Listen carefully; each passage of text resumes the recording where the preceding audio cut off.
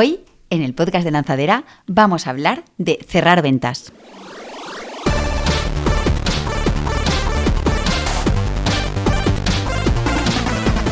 Para eso nos acompaña José Tomás Carrascosa, que es cofundador de Imperia, que es un SaaS que optimiza el proceso de planificación de una empresa. Y también nos acompaña Jacobo San Martín, que es experto precisamente en ventas y que mentoriza a las startups en ese proceso de profesionalización del departamento de ventas. No os perdáis el tema que te quema, cerrar ventas.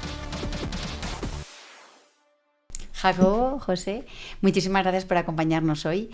Quiero que me expliquéis acerca de la profesionalización de un equipo de ventas, porque creo que es un tema que quema mucho a los emprendedores, el tema de cerrar ventas. Entonces, explicarme un poco vosotros cómo habéis abordado este tema. Tú, como experto mentor, que has tratado con muchas startups que van haciendo, tú, José, porque lo has implementado en tu propia empresa. Abramos este melón. Perfecto.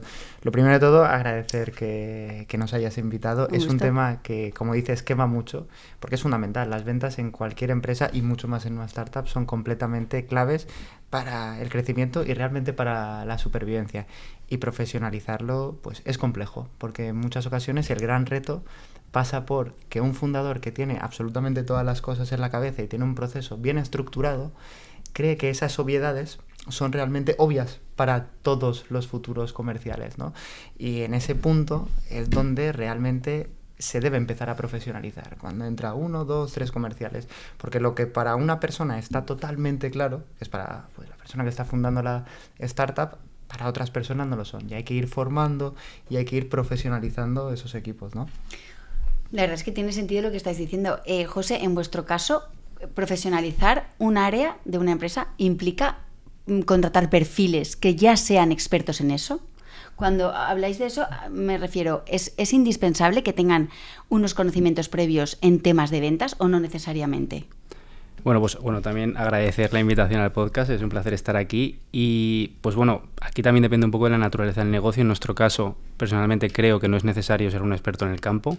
Evidentemente, si tú vas a vender un producto, tienes que tener una serie de habilidades orientadas a la venta, pero el ser un experto en el campo, en algunos casos, y sobre todo dependiendo de si eres una empresa madura o una startup, puede ser contraproducente. En nuestro caso, no hemos contratado para formar a nuestro equipo formado en este campo, en concreto en cadena de suministro, y hemos apostado más por un crecimiento y un aprendizaje interno que evidentemente puede dilatar más el periodo de formación, pero que a la larga también puede tener grandes beneficios. O sea, Jacobo, por la premisa que partimos, esa profesionalización del área no necesariamente parte de que sean perfiles súper mega formados en eso. ¿Cómo se hace entonces ese aprendizaje y cómo se pasa de unos a otros, de ser 2 personas en ventas a ser 17 y que todo el mundo venda igual y tal? Sí.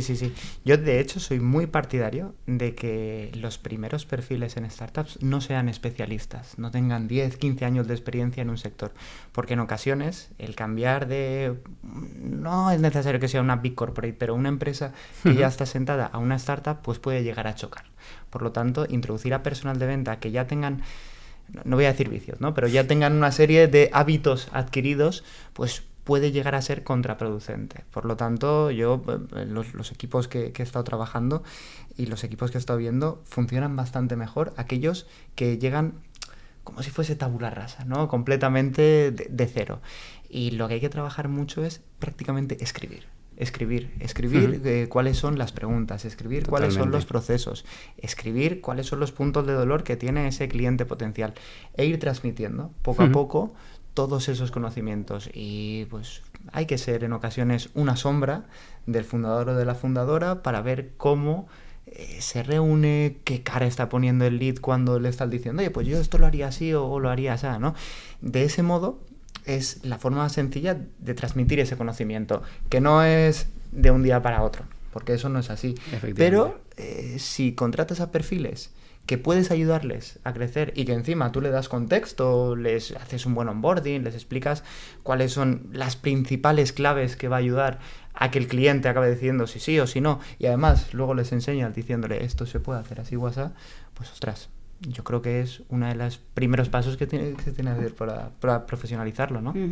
Totalmente. De hecho, en nuestro caso hemos tenido que aprender cómo teníamos que vender el producto. Entonces, el hecho de contratar a gente sin experiencia también nos ha permitido mejorar mucho y poco a poco descubrir cuál es el proceso de venta para el producto que vendemos nosotros, ¿no? Que al principio, como bien has dicho, era el fundador, y poco a poco hemos ido contratando a gente que ha tenido que aprender de cómo se vendía el producto, mejorar el proceso y poco a poco pues ir escalando y profesionalizando ese playbook de ventas o ese proceso de venta. ¿Vosotros tenéis un playbook de ventas en Imperia? Tenemos un playbook de ventas que evidentemente al principio no había. Al principio, cuando nacimos en Imperia, yo era en concreto la persona que se dedicaba a las ventas, vendía como podía, tuve que aprender el proceso. Llegó un punto en Imperia donde tuvimos la necesidad de contratar a gente en ventas y optamos por contratar a 2 perfiles. Estos perfiles, cuando entraron, como bien has dicho, Jacobo, fueron mi sombra. Vieron cómo yo vendía, vieron cómo se hacían charlas, se hacían demos o realmente cómo se vendía el producto, y durante casi 2 años tuvieron como objetivo estandarizar el proceso. Es decir, conseguir en primer lugar vender de forma autónoma nuestro producto, aprendiendo de mí, pero en paralelo escribiendo mucho. Y escribiendo mucho en un playbook de ventas de, oye, qué había que decir, qué mensajes enviaban, qué timing o qué secuencias teníamos, cómo había que atacar dependiendo del perfil. Y todo esto lo escribieron, lo profesionalizaron, lo llevaron a un playbook y en paralelo fueron aprendiendo cómo se podía ir iterando y se podía ir mejorando, que básicamente fue pues como fuimos durante 2 años creando pues nuestro playbook de ventas con estas 2 personas. Es que es fundamental escribir, es fundamental, y puede parecer una tontería y puedes pensar, no, yo escribía únicamente cuando estaba en la ESO o estaba en bachiller o en la carrera universitaria, pero es que escribir te ayuda muchísimo a ordenar todas las ideas que tienes, e incluso escribiendo pues distintos playbooks de venta te das cuenta que un argumento que estás utilizando en el cierre es positivo que lo utilices en mitad de conversación o que lo utilices más en la parcela de discovery. Y esa parte de escribir yo es algo que recomiendo absolutamente a todos los emprendedores, porque las certidumbres que el fundador tiene en la cabeza están muy claras, porque ha sido un loco que ha visto que hay una oportunidad de negocio donde otras personas no lo han visto, y esa locura que tiene en la cabeza, en el buen sentido de la palabra siempre, se tiene que acabar aterrizando. Y escribir, hablo de abrir un Word, no un PowerPoint, abrir un Word e ir escribiendo ideas, e ir escribiendo pues incluso posibles bifurcaciones del discurso comercial. Contestaciones posibles. Exacto. Y me pregunto, ¿qué tamaño tiene que tener una startup para hacer un playbook? Buah. Esa es buena pregunta. Sí, esa es muy buena Porque no sé pregunta. si aplica a todas o ya estamos hablando de empresas con cierta envergadura, no sé, por saber cuándo se tiene que empezar a hacer esa tarea de escribir. Pues bajo mi punto de vista es algo continuo y que tampoco se debe esperar mucho, no se debe esperar a contratar a 3, a 4 o a 5 personas, porque es que si no, esas personas ya no van a tener un marco conceptual desde que poder estar trabajando, porque al final un playbook no es más que un marco que puedes estar endulzando constantemente con procesos, con metodología, pero si lo tienes antes, y antes es pues casi cuando la persona que ha fundado la startup va a hacer el handover de las tareas de comercialización, mucho mejor. Yo diría un poco esa parte, ¿no? Cuando ese perfil founder deja de tener un 100% foco en aspectos comerciales, debe haber algo escrito. Y es un principio. Al final, un playbook puede tener como distintos capítulos y no tienes por qué hacer de inicio los 10 primeros capítulos. El primer capítulo puede estar orientado en cuáles son las necesidades del cliente, el segundo cómo va a ser el approach, y ya el último de todos, cuando hay 30, 40 o 50 personas, como en Imperia seguro que dentro de nada habrá en ventas, pues se podrá hacer el 10º capítulo, que será metodología y CRM, por ejemplo. Efectivamente. De hecho, nosotros, te podría decir que empezamos a construir un playbook cuando entraron las 2 personas en ventas, pero indirectamente antes ya había un playbook. Es decir, yo tenía un listado de mensajes, un listado de respuestas. Era un Word, como has comentado, pero realmente se fueron cogiendo partes de estas pues cosas que se habían escrito del proceso de ventas y llevándolas, entre comillas, a un playbook pues más profesionalizado en ese aspecto. Y una vez hecho el playbook, empieza a entrar gente al departamento. Ese seguimiento del equipo, de cómo están alcanzando hitos, cómo medir su rendimiento, ¿cómo lo hacéis? Ok, a ver, en nuestro caso, durante ese periodo de escritura o de elaboración del playbook, ya también hubo un periodo de medición de resultados. Es decir, estas 2 personas, aparte de escribir un playbook y tener que conseguir vender una licencia o el producto de forma autónoma, también apuntaron cada cosa que hacían, ¿vale? Para el objetivo de cuando ya fuésemos a escalar el equipo ver qué métricas o qué rendimientos habían podido tener estas dos personas por tiempos. Es decir, evidentemente en nuestro caso no vendemos software, no puedes esperar que el primer día venda una licencia porque es imposible, ¿no? Pero sí que puedes esperar que pues en el mes número 2 sea capaz de hacer una primera conversación autónoma, después de un tiempo llegar a hacer una charla apoyándose pues por una persona con experiencia, y fuimos midiendo todos estos hitos y averiguando o viendo el momento en el cual ellos podían hacerlo de forma autónoma, que realmente fue la base para decir, vale, pues si estas dos personas han conseguido estos resultados, para medir la performance cuando vayamos a escalar el equipo, debemos estar en estas horquillas de rendimiento en cuanto a actividad. ¿Tenéis un CRM para cada paso? Tenemos un CRM e intentamos que ese playbook en gran medida esté integrado con el CRM. Entonces, ese CRM básicamente lo que hace es, aparte de medir oportunidades y tareas, mide cada una de las acciones que hace cada comercial, no solo vender, sino también charlas, demos, tareas, todo lo que son las secuencias de trabajo, y esas secuencias se miden a través de pues, un Power BI que tenemos para la analítica, donde medimos el porcentaje de cumplimiento de cada uno de los vendedores. Incluso, como he comentado antes, no desde el primer momento pensando que tiene que vender, sino para las primeras 60 semanas que tiene el vendedor, pues en la primera semana tienes que encontrar empresas, en la segunda tienes que empezar a enviar mensajes, ¿no? Y todo eso de forma incremental hasta que a partir de la semana 40-50 ya sí que tiene una media de todas las actividades que tiene que hacer, ¿no? O sea, que incluso esa curva de aprendizaje, ese ramp-up que tienen que tener, lo tenemos medido y cuantificado. Han hecho muy bien los deberes, ¿eh? En Inveria. Sí. Es que tener un CRM genera tantísimo confort posteriormente, porque estás, por un lado, a la persona que está llevando la dirección comercial le da una visibilidad espectacular, porque sabe realmente en qué punto tiene que entrar. Antes estábamos comentando tema de las distintas etapas que hay. Bueno, pues si vemos que las 3 primeras etapas están yendo en un tiempo correcto, pero en la 4ª etapa ahí hay algo de tiempo que está fallando, puedes entrar ahí. Por lo tanto, te genera muchísima visibilidad y certidumbres. Y luego también a todos los comerciales les ayuda a ser mucho más óptimos. Y cuesta a un comercial decirle, oye, a veces hay que rellenar esto. Porque están en su día a día. Sí, porque están en su día a día. Porque están en su día a día, efectivamente. Y a veces hay que hacer, yo lo he hecho en distintas empresas donde he estado, workshops para explicar cuáles son las verdaderas bondades y poner casos de, mira, imagínate que en lugar de tener que escribir un correo electrónico, este correo ya tuvieses una plantilla, o sin necesidad de tener que registrar una reunión, esa reunión a través del CRM va a ser capaz de tenerla, ¿no? Y, ostras, es complejo, y de hecho en grandísimas organizaciones hablan de CRM y no entienden muy bien qué es esto un CRM, incluso dicen, esto pues es extraño.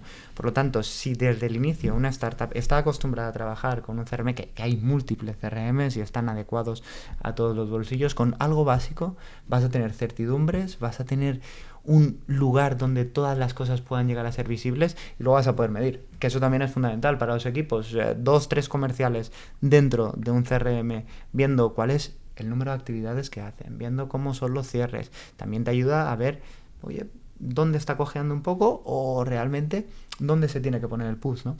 ¿Cuál es el momento más crucial de la venta en el que habéis detectado que cae el interés? O sea, ¿hay un punto concreto generalmente o no? A ver, o sea, para nosotros el punto crucial de la venta es cuando ya te enfrentas a una demo de producto con el perfil decisor delante y lo tienes que hacer de 10, porque a partir de ahí, en principio, si el producto le encaja, tiene que decir que ok, arrancamos y la semana siguiente o cuando tenga disponibilidad hacemos el proyecto, ¿no? Entonces, digamos que es un trabajo muy grande el que tienes que hacer durante, en nuestro caso, igual años para llegar a ese punto, y en ese punto no puedes fallar. O sea, tienes que hacerlo todo perfecto para que la persona que tienes delante diga, vale, me gusta el producto y lo quiero comprar. Y salga de ahí como cliente. Efectivamente. Vosotros estáis muy encima del departamento, o sea, de toda la gente que se dedica a la venta. Desde que contratáis a un perfil, ¿cuánto tiempo pasa hasta que tú dices, esta persona está formada para vender sola, es autónomo y ya no necesita mi supervisión, funciona solo? En nuestro caso, en el mes 8 debería ser completamente autónoma. Lo que no quiere decir que durante el mes 1, 2, 3, 4 genere y aporte mucho valor, ¿no? Porque al final nuestro funnel de ventas al final es prospectar, tener primera charla, una demo y un cierre, y como he comentado antes, al final dentro de la curva de aprendizaje desde el mes número 2, número 3 ya está generando charlas. Ahora, esas charlas, hasta que él las pueda hacer de forma autónoma, nuestro equipo de vendedores con experiencia son los que les acompaña y hacen la charla a ellos, ¿no? Entonces, a unos a otros se van apoyando y se van retroalimentando conforme su aprendizaje va subiendo, pues van siendo capaces de hacerlo de forma autónoma, pues al principio charlas y luego las demos, ¿no? Entonces, sí que es cierto que a partir del mes 7-8 ya debería ser de forma autónoma, que yo no conozca al cliente, que él contacte con un cliente y lo venda, pero durante los primeros meses sí que puede llegar incluso a fraguar ventas que a día de hoy se están haciendo. ¿Por qué cambia tanto una empresa cuando profesionaliza las ventas? Pues principalmente porque evitas una parte de freestyle. Y para mí el freestyle en las ventas es lo que puede acabar matando a equipos comerciales. Cuando tú tienes una base sólida, donde todos los procesos, donde todo el discurso, donde se está midiendo a todo el mundo por igual y está completamente profesionalizado, ahí es cuando tú puedes llegar a escalar. En el momento en el que dependes únicamente de figuras que son claves y que pueden cerrar muchísimas cuentas, pero no tienen una misma metodología y una organización, es que eso va a ser completamente ineficiente. Porque pongámonos un caso, una empresa que tiene 5 comerciales. Estos 5 comerciales, cada uno tiene pues distintas metodologías de vender. Uno lo apunta en una libreta, uno en un CRM, uno el approach lo hace de un modo y otro. Cuando se van 3 personas, es que no se van a poder reponer esas 3 personas. Sin embargo, si tú tienes un playbook completamente definido, unos procesos que están estandarizados, en el momento en el que haces un onboarding, pues eres capaz de poder decir, mira, el mes número 8 esta persona ya va a estar al 100%, pero es que en el mes número 1 y en el mes número 2 estas personas ya van a poder estar produciendo. Por lo tanto, a mí me gusta mucho verlo gráficamente. Se puede pensar que es una especie de pirámide, ¿no? Las empresas que sí que tienen una base sólida son capaces de después acabar creciendo. Sin embargo, cuando dependes de esa parte de freestyle, de 1 o 2 estrellas, de lo que en el fútbol sería un Ronaldinho, pues puede ser que hoy salga bien o puede ser que hoy salga mal, no te acaba generando una serie de certidumbres, y en las ventas es que son fundamentales. Efectivamente, o sea, de hecho, nosotros una cosa que decimos mucho ahora mismo es, o sea, al final, primero todo el playbook, aunque digamos que está definido, está vivo y va cambiando periodo a periodo conforme se van encontrando nuevas formas de hacer las cosas mejor. Y a día de hoy pues tenemos 17 vendedores, ¿no? Y tenemos unas secuencias definidas dentro de lo que son mensajes. Evidentemente hay un mensaje y luego se puede editar con determinados puntos que tenemos, pero realmente hay un flujo de 6 mensajes. Si los vendedores ahora mismo esos mensajes no los utilizan y utilizan sus mensajes, no vamos a cerciorarnos de que el proceso funciona. ¿Qué hacemos? Que todo el mundo copie y pegue estos mensajes, evidentemente modificando la secuencia en algunos puntos para evaluar de aquí a 7 meses o de aquí a 5 meses, oye, ¿estos mensajes han funcionado o no han funcionado? ¿Qué podemos mejorar de ellos? Vale, vamos a crear unas nuevas secuencias y a partir de ahora todo el mundo utiliza estas secuencias, ¿no? Pero por tandas tenemos la capacidad de poder decir, oye, pues mira, mi tasa de respuesta se ha incrementado en un 40% con la modificación que hicimos. Bueno, pues esto se ha demostrado que funciona mejor y por tanto hay que implementarla, ¿no? Pero eso básicamente es tener una guía y que de alguna forma no que cada uno tenga su brillo, sino que todos trabajen de una forma unificada para la hora de vender el producto. Es lo que ayuda a escalar. Es lo que ayuda a escalar. Muchas veces se utiliza la frase de, oye, lo que no es medible no es mejorable. Pero creo que en la parcela de ventas debemos ir un poquito más allá y pensar, oye, lo que no es medible es que no va a acabar siendo escalable. Y a veces hay que entender que para poder escalar hay que tener todos un proceso que sea completamente homogéneo. Y si en el mes 5 te equivocas y hay que corregir, en el mes 5 te equivocas y hay que corregir. Pero vas a tener ya certidumbres sobre lo que no ha funcionado. Y luego ya puedes tirar para hacia lo que funciona, ¿no? Claro. ¿Cómo de juntos tienen que estar el departamento de marketing y el departamento de ventas? Para mí tiene que prácticamente ser la misma cabeza y trabajar de la mano. Tienen que ser mejores amigos, tienen que ser hermanos, casi siameses, porque es fundamental. Tiene que ver con los ingresos. Porque no en todas las empresas están pegados. No. ¿Qué tal en Imperia? Pues en Imperia, así como por ejemplo en la parte de ventas podemos decir que tenemos un playbook y lo estamos escalando, la parte de marketing se ha empezado a trabajar recientemente, ¿no? Y es uno de los cambios que hemos hecho y que en gran medida confiamos que en el futuro nos puedan dar muy buenos resultados, porque vemos el marketing, como has comentado, ¿no? Como una unión a la parte de ventas, como un único departamento donde, pues igual antes Imperia tenía un flujo de 6 mensajes que lo único que podía decir es, vayamos a quedar o vayamos a hablar porque realmente no tengo nada más que darte, ahora marketing es un gran aliado para generar documentación, contenidos, y nosotros aspiramos o queremos que de aquí a pues N meses o cuando toque, que nuestros vendedores no solo envíen mensajes o solo llamen, sino que lo que hagan sea recibir demos y hacer demos, ¿no? Y para eso el departamento de marketing es fundamental, y las estrategias a día de hoy que estamos haciendo en marketing se meten o se combinan directamente con los flujos que tenemos desde la parte de ventas. Es decir, hay semanas donde decimos, oye, hemos hecho un webinar, hombre, pues si vamos a hacer un webinar que está muy chulo y que realmente aporta mucho valor a tus clientes, pues que todos los vendedores cambien el toque 2 o el toque 3 por te voy a invitar aquí, te voy a dar valor y ya le diré algo la semana siguiente. Incluso, pues nosotros tampoco teníamos confianza, una gran confianza, pero a día de hoy eso está haciendo que clientes que pues igual nunca habíamos conseguido acceder, nos hayan dicho, oye, qué guay el webinar, o vamos a la feria y te invito. Y gracias a eso se han cerrado cuentas muy interesantes. El hecho de haberles dado valor para que luego ellos, pues al final tengan la oportunidad de hablar. Y es muy importante también plantear esto cuando tienes pocos recursos o son pocas personas las que están en la organización. Porque en el momento en el que ya se crece, ya se tiene un equipo de 20 personas en ventas y de esas 10 gestionan clientes y 10 tratan de captarlo, 5 en marketing o 15 en marketing, luego es muchísimo más difícil trabajar esa parcela de alineación. Yo hablo con muchas startups y muchas dicen, no, pero es que siendo 4 personas, 2 y 2, tengo que empezar a alinear. Lo ideal es que sí, porque luego, conforme se vaya escalando, es mucho más sencillo tenerlo si las bases del alineamiento entre marketing y ventas ya son fluidas. Exacto, esas comunicaciones. Es que hay que pensar que al final las empresas crecen. Todo empieza en pequeño. Sí. Y los principales dinamizadores y los principales motores de crecimiento de cualquier organización, y mucho más de las startups, son los equipos de marketing y ventas, porque son los que están al lado del cliente.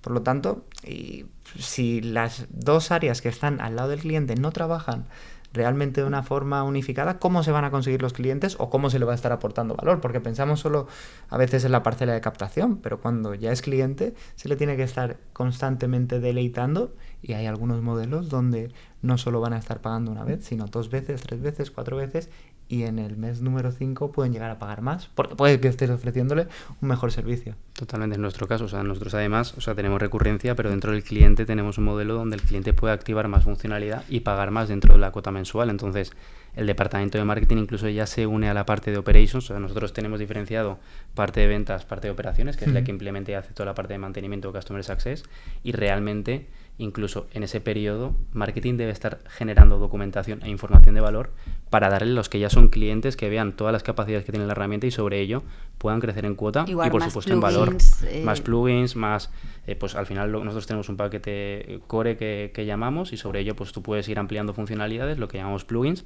que realmente el cliente va activando y desactivando, y para que el cliente las active, marketing tiene que hacer un trabajo de 10 generando documentación y generando intereses dentro de los clientes. Y que sea el propio cliente que dice, oye, me interesa esto, me has contado tal, me puede servir. Efectivamente, o que Operations tenga, que es el equipo que implementa, herramientas para poder decirle a sus clientes, a los que está gestionando, de oye, tengo esto que te puede interesar y te va a permitir ahorrarte un 20% en tus inventarios, por ejemplo. O sea, yo creo que la teoría sobre lo que se tiene que hacer la estáis dejando súper clara, y creo que es unos hábitos, entre comillas, que toda startup, por pequeñita que sea, debería de empezar a implementar, pero no sé hasta qué punto en la realidad de las empresas esto se practica. Es decir, Imperia sí que es verdad, yo he dicho antes, lo está haciendo muy bien por lo que está contando José, y también cómo ha transformado la empresa justo aplicar este método en el área de ventas, ¿no? Pero la realidad de las startups es esa, es decir, tienen dedicación, tienen playbook, tienen ese onboarding para la gente que lleva ventas. ¿Cómo es la realidad que vosotros habéis detectado? A veces lo que no tienen es tiempo para hacerlo.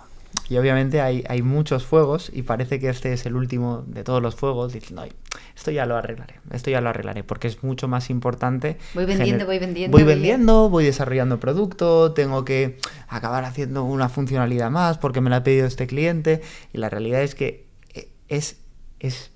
realmente es aburrido estar escribiendo todo el discurso, es aburrido tener un playbook, y tampoco puede sonar tan necesario decir, oye, pues cuando entra una persona tiene que pasar la primera semana haciendo esto, la segunda esto, el primer mes esto y todo aquello, ¿no?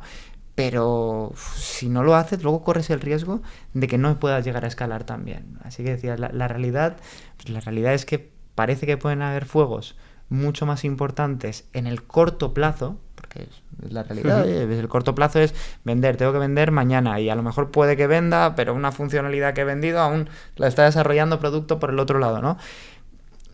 Pero siempre se debería, o al menos es mi punto de vista, que se debería pensar en construir ese medio-largo plazo que va por definir pues todo el playbook que hemos visto, todas las bases de alineación entre equipos de marketing y ventas, etcétera, etcétera. Porque tengo la sensación que al principio se pone mucho foco en el producto, en el servicio, en desarrollarlo, etcétera. Entonces, ¿en qué punto se pivota? Se deja un poco de lado el producto para decir, vamos a ventas. A ver, o sea, ¿es así o es toda la vez? ¿Cómo? Yo creo que depende de la empresa en este aspecto. O sea, en nuestro caso, al final, en la primera ronda pre-seed que hicimos con Angels Capital y con Draper, o sea, nuestro foco fue producto. Crecimos hasta 17 personas y la gran mayoría del equipo era producto, porque había que iterarlo y había que crear el modelo que tenemos ahora, ¿no? Pero realmente, junto con esta ronda, contratamos a 2 personas en ventas y a una en marketing. El foco era producto, pero en ese momento fue cuando empezamos con el playbook. Y al final aún recuerdo, incluso cuando llevaban 3-4 meses el equipo de ventas, que dijimos, oye, vamos a hacer el playbook. Y eso para ellos era, no os podéis imaginar el estrés, ¿no? Al final ellos acaban de entrar, tenían que vender, éramos 3 y había que vender mucho para preparar la compañía. Y eso supuso pues un sobreesfuerzo muy grande el hacerlo. Y con el tiempo, cuando ya llegó el momento de tener que ejecutarlo, bueno, o a día de hoy, digo, ostras, es que si no tuviésemos esto, no podríamos vivir con 17 personas que actualmente están vendiendo en Imperia, porque el tiempo es limitado y por mucho que trabajes más de 8 horas, las personas que tienes al lado, en concreto en Imperia somos 17, tienen que tener una base sobre la que poder trabajar, como mínimo de forma autónoma, evidentemente con formación, ¿no? Entonces, si no hubiésemos hecho eso tan pronto, pues quizás no habríamos llegado al momento en el que estamos ahora, o quizás incluso para poder levantar la siguiente ronda de inversión no hubiésemos podido demostrar la capacidad que teníamos para poder escalar el negocio. Es decir, y para poder escalar el negocio había un playbook definido que era el que había que extrapolar a un equipo de 17 vendedores. Uh-huh. ¿Ese manual de ventas sirve también para vender en otros países, por ejemplo? ¿O tendría que hacerse y reformarse un nuevo playbook para abrir en otros mercados? No lo sé, ¿cómo funciona eso? Va a depender muchísimo de la industria. Pero muchísimo de la industria. Hay industrias que están mucho más profesionalizadas en el mercado donde tú te estás desarrollando y que luego si el mensaje hacia un cliente potencial que ya conoce soluciones similares no tiene que ser el mismo que abrir un mercado donde esa solución prácticamente no existe. Es decir, en ocasiones casi se tiene que estar trabajando mucho más la parte del problema que no la parte de la solución.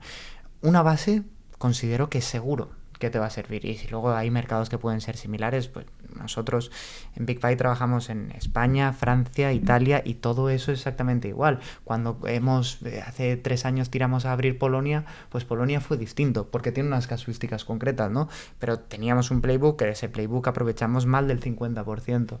Va a depender muchísimo de la profesionalización de la industria en cada uno de los mercados, al menos es lo que considero yo. Totalmente, de hecho, o sea, nosotros ahora hemos seleccionado también 2 países, hicimos un análisis, hemos seleccionado Francia e Italia, y hay una persona en cada país designada, entre comillas, de empezar a generar charlas y demos, y el primer paso ha sido copiar y pegar el playbook que tenemos aquí, pero con una premisa, y es, esto tiene que modificarse y tiene que adaptarse a cada país. Si luego nos encontramos con que funciona, fenomenal, ¿no? Pero a priori, sí que tiráis de esa base que ya tenéis partimos de esa premisa. También tenemos dudas, y creemos que dependiendo del país y de la industria, como has comentado, van a cambiar muchas cosas. Quizás incluso vaya a cambiar más el apoyo que tenemos desde la perspectiva de marketing de qué contenidos hay que generar en cada país en función de las casuísticas que tienen sus empresas, ¿no? Pero es una base sobre la que empezar a trabajar y hay que empezar por algo, ¿no? Incluso cuando yo empecé a prospectar, pues la base era lo que podía y sobre esa base se iba iterando.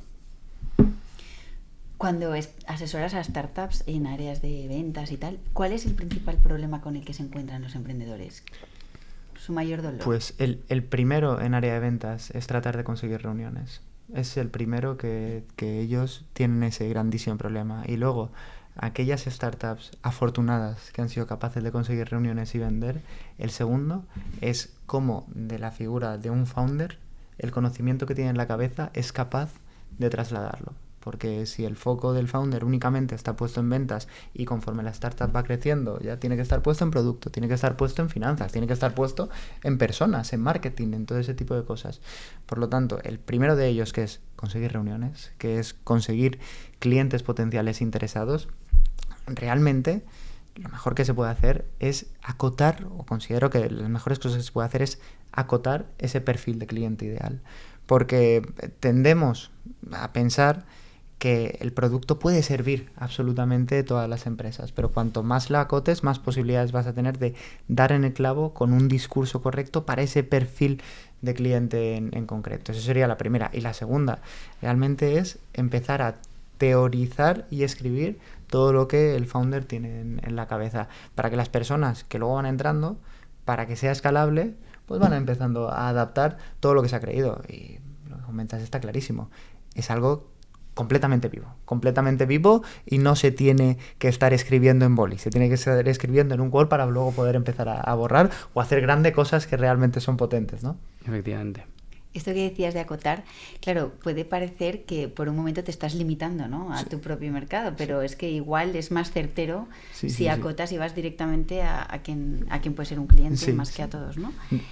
En la cadena de suministro, que es donde vosotros tenéis clientes, ¿habéis tirado a todo? ¿Habéis acotado? ¿Cómo habéis hecho? Bueno, o sea, realmente nosotros sí que es verdad que empezamos con un foco muy claro en el sector alimentación, ¿vale? Principalmente, o sea, nosotros hacemos previsión de demanda, producción, compras, es donde habitualmente tiene un mayor impacto más directo, es decir, si no tengo una buena previsión se me caduca el producto, si no fabrico bien tengo mermas y si no compro bien pues al final también se me caduca, ¿no? Entonces nosotros optamos por hacer exactamente lo que estás comentando, focalizarnos en la parte de alimentación, encontrar los pains que tiene la alimentación, cómo ayudamos a este sector en concreto, capturar clientes aquí, y aquí también hay una derivada muy buena y es al final el objetivo es tener charlas o tener reuniones y cuando no tienes clientes cuesta mucho, entonces cuando ya tienes 4 clientes, si además de esos 4 clientes son de alimentación y vas a otra persona u a otra empresa que es de alimentación, la probabilidad de que te atienda es mucho mayor, ¿no? Entonces, nosotros pusimos foco 100% en alimentación y sí que es cierto, nuestro producto es súper transversal, afecta a muchas industrias, farma, distribución, cosméticos. Poco a poco hemos ido ampliando en el resto de sectores. Pero como dice Jacobo, pero a partir de ahí yo creo que eso es muy importante porque, o sea, al final, si ya entiendes cuál es la necesidad del cliente en un sector concreto, te va a ser mucho más fácil abrir dentro de ese sector clientes que irte a un distribuidor que no sabes qué le preocupa, si tiene herramientas o si no tiene herramientas. Y aquí además añadiría una cosa, y es que puede que se tenga claro cuál es la empresa o cuál es el sector al que se tiene que trabajar, pero hay una segunda parte que se tiene que tener muy clara, y es a qué persona dentro de esa empresa le voy a mejorar la vida, ¿no? Porque yo puede que esté vendiendo un software de recursos humanos y obviamente el software de recursos humanos se lo voy a tener que ofrecer a alguien que esté dentro del equipo de people, dentro del equipo de recursos humanos. No se lo voy a ofrecer a la dirección comercial. Cuando estoy ofreciendo un CRM, el CRM no tiene absolutamente ningún sentido que se lo esté ofreciendo a las personas de operaciones y logística, ¿no? Pues ese tipo de cosas también deben de tenerse muy en cuenta. No solo la empresa, el tamaño, la industria, las características. El interlocutor, ¿no? Efectivamente. A quien se lo estés contando. Efectivamente. Para identificar eso, ¿qué hacéis? O sea, dentro de una empresa, ¿cómo identificáis la persona que yo quiero sentarme es esta? Y no necesariamente es el CEO. No necesariamente. O sea, nosotros al final, bueno, cómo lo descubres es probando, atacando a todo el mundo y viendo quién te responde, pero bueno, eso se aprende por el camino. Y básicamente nosotros, o nuestro proceso de ventas que hemos hecho hasta el momento ha sido a través de LinkedIn, con lo que tú en LinkedIn tienes muy bien tipificado a quién le estás hablando. En nuestro caso, director de operaciones, responsable de demanda, responsable de planificación. O sea, tenemos muy definido a quién atacamos y dependiendo del perfil, cómo le atacamos, que esto está en el playbook. Pero realmente, si lo tienes en LinkedIn o lo puedes encontrar en LinkedIn, muchísimo mejor. Si haces flujo de llamada, pues te toca preguntar por el responsable de operaciones, no tienes el nombre y tienes que apañártelas para que te digan el nombre, ¿no? Pero realmente nosotros hemos tenido la suerte que de lo que en concreto dentro de LinkedIn hay una masa muy grande de cadena de suministro y acceden muy fácilmente a querer hablar y luego a partir de ahí hay que vender el producto, por supuesto. Pero realmente gracias a ello pues tú tienes un puesto, tienes experiencia, tienes muchos puntos en común, es decir, tú en LinkedIn puedes saber si has estudiado tu carrera, si has estado en un evento similar al tuyo, entonces ahí hay muchos puntos donde puedes sacar información para cuando rompes el hielo, cuando le hablas, aumentar la probabilidad de que te conteste. Porque, José, cuando rompes, o sea, el primer approach no es te voy a vender este producto o que te va a transformar tu empresa, no.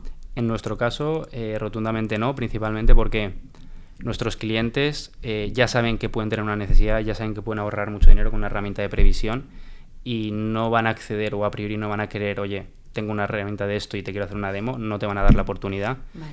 Nuestro approach es totalmente el contrario, en el sentido de querer hablar con una persona de cadena de suministro de las áreas en común, obtener feedback. Evidentemente la persona que tienes detrás sabe que tienes un software y haces planificación de demanda. Algo intuye. Algo Sí. puede intuirlo, pero al final te da la oportunidad o quiere acceder a una charla no solo por ver una herramienta, Vale. sino porque quiere hablar de cadena de Y suministro. tú dices, José, esta persona sabe que con una herramienta solucionaría muchos problemas de mermas, etcétera.